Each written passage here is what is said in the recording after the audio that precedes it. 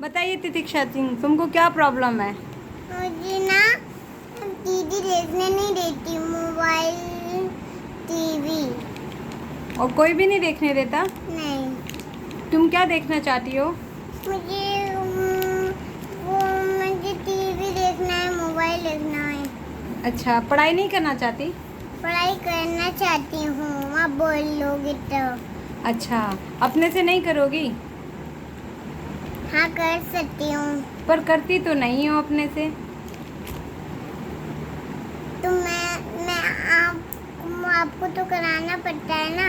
तो टीवी देखने के लिए तो हमें नहीं बोलना पड़ता। तो हम तो देख लेते हैं। अच्छा, तो आपको क्या पसंद है टीवी में? टीवी में हनी बनी। और आपकी दीदी क्या देखती है? हमकी मूवी और कमिल शर्मा। कौन सा शर्मा? कपिल शर्मा? आपको पसंद नहीं लगता कपिल शर्मा? नहीं, क्यों? वो तो अच्छा है, सबको हंसाता है।